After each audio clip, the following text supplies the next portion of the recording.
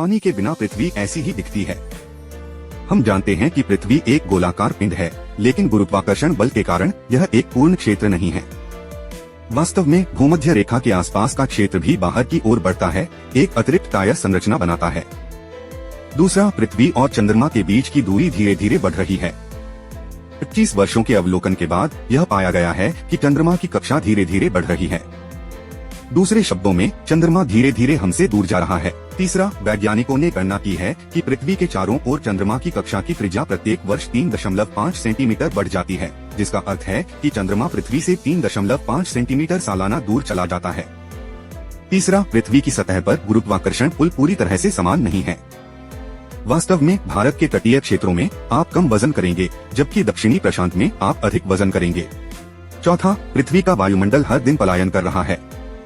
सूर्य के ताप प्रभाव के कारण पृथ्वी के वायुमंडल के किनारे पर गैस अणु सक्रिय हो जाते हैं। जब तापमान एक निश्चित ऊंचाई तक पहुंच जाता है, तो कुछ गैस अणु पृथ्वी के गुरुत्वाकर्षण की पकड़ से मुक्त हो सकते हैं, पृथ्वी के वायुमंडल से परे ब्रह्मांड में पलायन कर सकते हैं।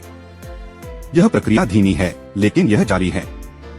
यही कारण है कि हमारे ग्रह की सतह पर ऑक्सीजन का इतना खजाना है, जबकि हल्के हाइड्रोजन अणु राजसी और द्रव्यमान में हल्के होने के कारण आसानी से वायुमंडल की बाहरी परतों में भाग जाते हैं, जिससे हमारा वातावरण जीवित प्राणियों के अस्तित्व के लिए उपयुक्त हो जाता है। चंद्रमा, सूर्य और ग्रहों के गुरुत्वाकर्षण प्रभावों के कारण पृथ्वी की घूर्णन गति अचेतन रूप से बदल रही है। पृथ्वी को एक चक्कर पूरा करने में लगने वाला समय अतीत की तुलना में पहले ही कई मिलीसेकंड कम हो चुका है।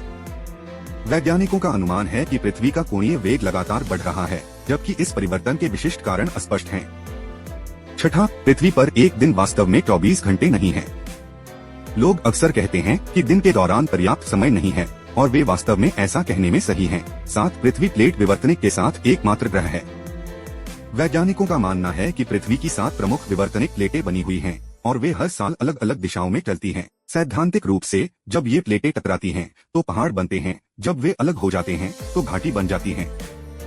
इसके अतिरिक्त वे भूकंप और ज्वालामुखी का कारण बन सकते हैं। हालांकि अच्छी खबर यह है कि ये सभी भूवैज्ञानिक आंदोलन कार्बन चक्र और पुनः पूर्ति में योगदान करते हैं, जिससे जीवन के ज्ञात रूपों को जारी रखने की अनुमति मिलती है, क्योंकि कार्बन हमारे अस्तित्व का एक मौलिक घटक है। 8, महासागर का क्षेत्र जो मानवता ने अध्ययन किया है वह 90% से अधिक है। भले ही हमने चंद्रमा पर पैर रखा है और मंगल की खोज की है, लेकिन क्या अनुमान लगाया है? वास्तव में हमने केवल अपने विशाल महासागरों का अध्ययन करना शुरू कर दिया है। मानव जाति ने जिस नीले रंग की खोज की है वह 10% से कम है। महासागरों में 97% पानी और 99% सांस लेने योग्य भूमि क्षेत्र है। हालांकि हमने वर्तमान में समुद्री जीवन की 2,12,906 प्रजातियों की पहचान की है। अभी भी 25 मिलियन प्रजातियां अध्ययन के लिए हमारी प्रतीक्षा कर रही हैं।